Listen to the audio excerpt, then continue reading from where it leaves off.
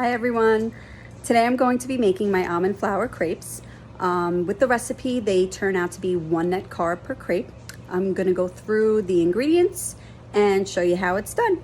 Enjoy. The ingredients are 6 whole eggs, 2/3 cup of the Bob's Red Mill Superfine almond flour, and 1 cup of water, along with 1 tablespoon of whole husk psyllium. Okay, so here I have the 6 whole eggs, and you're just going to scramble them into a good mixture, and then you will add the water and scramble it till it's really well incorporated. After that, you're going to add 1/4 cup of the almond flour and mix well. And then you will add the remaining 1/3 cup of the almond flour.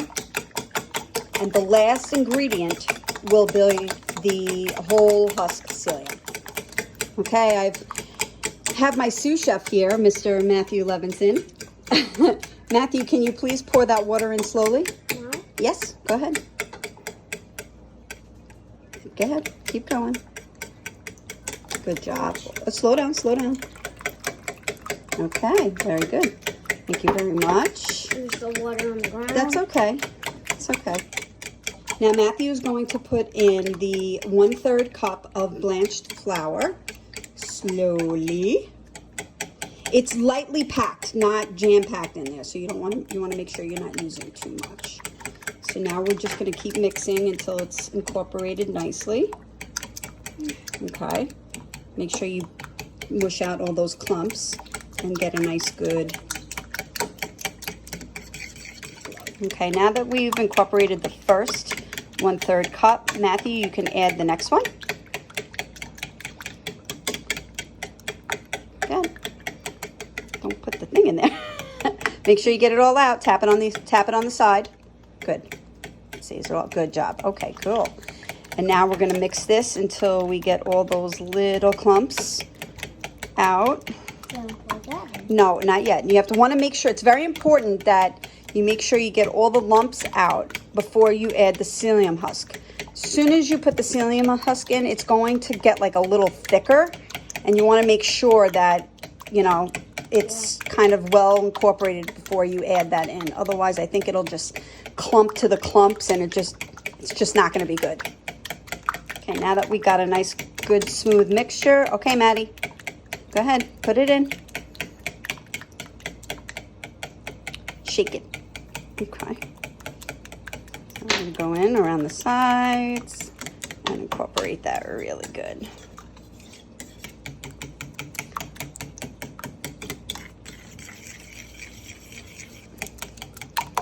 Keep mixing until basically any kind of lumps are gone. You can use a whisk. I don't like when things clump to the whisk, so I always use a fork. I know that's weird, but it is what it is. So some people are whisk users, some people aren't. So I prefer to use a fork. Or spoon. Or spoon, but yeah, you're not going to get the same consistency. Then I kind of wait to see if there's any big clumps that form, and I just kind of smash them on the side, you know, break them up, since I'm not using a whisk and doing it the harder way. But, you know, once you get that mixture nice and smooth and grainy, it's ready to go. Okay, so we sprayed the pan. I have some coconut oil spray that I got from the store from Pam. I know it's, I just use a minimal amount just to coat the pan, but we're going to put it on really low, medium heat. And we're just going to heat up the pan a little bit. We don't want it too hot, because as soon as the mixture hits the pan, it's going to start cooking. So I just kind of want to make it a little warm. And then I will put the first scoop in and show you how I swirl it around to make sure that it's a nice round crepe. Okay, so I enlisted the hands of my 6-year-old Matthew. So if it's a little shaky, Maddie, try to hold it. So what I'm doing, I always mix it up with the measuring spoon before I put it in the pan. So I'm going to get pretty much 1/3 of a cup. That's what you Okay. need. And then I'm going to pour it in the middle. Yep. And I'm going to swirl it around until I get a nice round shape. Okay, now here is the trick. And then we'll get Okay. pancakes. What we're going to do now, all right, Matthew, thank you. What we're going to do now is wait. And you see how it's starting to cook on the sides? It'll get a little lighter. Yeah. Resist the urge to flip because you will waste crepes once you realize you have to wait. I'm going to make sure that the temperature is where I want it. That's between medium and low. And you'll start to see like a little bit of a bubbling around the sides. The mixture in the middle is not cooked. And so therefore, that's what you're waiting for. You're waiting to see that that is firm, not burnt, but firm. You want to make sure that it's nice and firm, and then you're able to pick it up along the sides and you will be able to flip it over.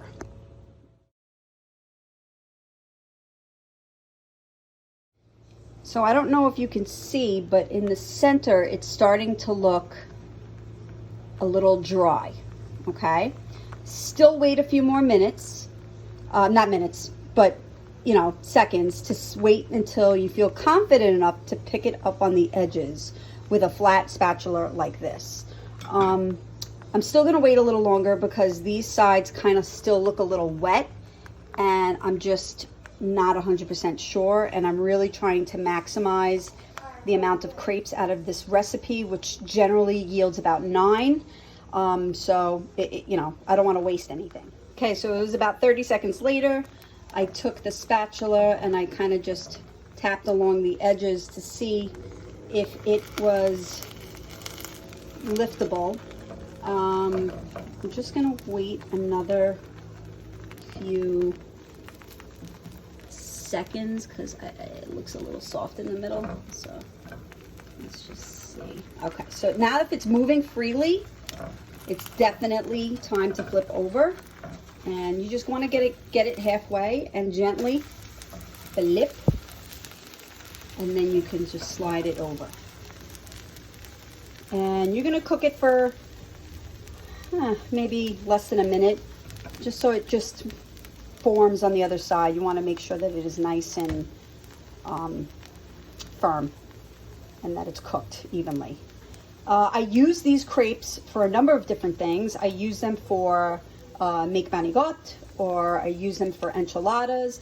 Anything that's kind of like a rolled type of component of a recipe. You can't really use them for tacos because they're very, very soft and they will break apart in your hand. But if you're making Indian food and you don't have naan bread, this might be a little good thing to have on the side to just soak up that deliciousness. So that's it. Let me know what you think. Okay, so this is the same crepe, fully cooked. I only stayed a few seconds longer. I was rambling, so I have to limit myself. I talk a lot. But I'm about to flip it over and put it in the plate, and you will see what the other side looks like. So it's kind of slightly browned, but that's a perfect crepe. You don't want to wait a long time in between crepes. This is what happens. As soon as you pour it on, you're going to hear it's a really big, like you're frying an egg. Do try to adjust the heat. If you feel that's happening, lower it a little bit because you don't want it to crack. The longer that you cook it, the more it'll dry out. It will crack. It won't have the same consistency. This is what the bottom will look like of the crepe once you wait too long. So, I mean, it's still edible. It's still firm, but, it looks nicer when it's more of a smoother texture.